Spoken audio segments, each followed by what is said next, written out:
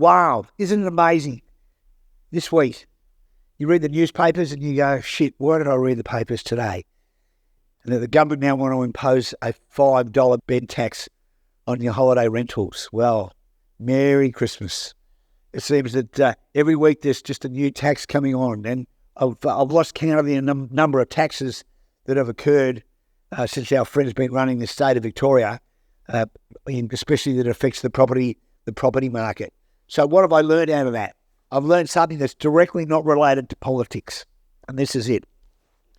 Is that as things change and as we manoeuvre and as we get taxed heavier, and there's more things in play like the referendum and the voice and the media shoving stuff down our throats and force-feeding us information that may or may not be real,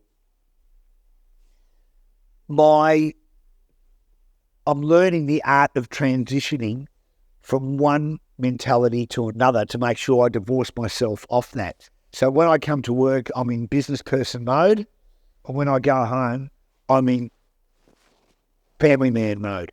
So how do you do that? That question was asked of me during the week, and I said, I'm still not sure how that works, but I'm doing my best. And how I do it is this, is that when I'm home of a day, I sit in the car for about 5 minutes and I quickly meditate and basically de-stress and let everything out of my head. So it's again like writing a shit list. And in a lot of times on my front left-hand car seat, I'll leave notes for myself to see in the morning of things that I couldn't fix that particular day. So I'll make sure that when I enter home that I leave work in the car. Now, in addition to that though, reading some old notes the other day on transitioning, I found that I temporarily have to adjust what my goals are, sometimes daily, depending on things that will affect me that come from the fourth dimension, the areas that I have no actual control over, where there could be an accident on site or there might be a family member that takes crook or whatever it might be. So I'm finding that during the course of my day, more so than ever before, that I am transitioning my priorities. They're actually shifting. So, and I don't think there's anything wrong with that.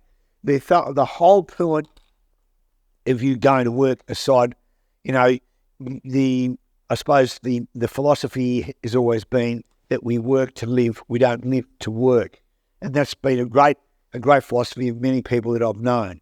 But there is a time, and I think the time is now, where we have to place a greater amount of emphasis on what we're doing day to day, and we need to be more productive.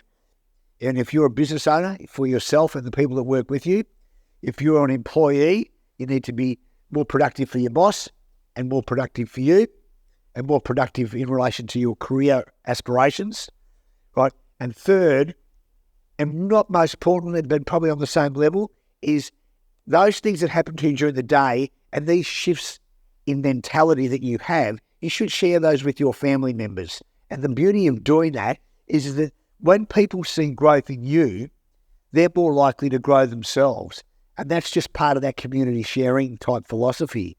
So out of all that negative bullshit that I hear in the media nearly every day now, one of the things is just by transitioning of my mentality during the day and the movement or the movement or the requirement of moving my goals to suit the factors that happen to me during the day that I can't control.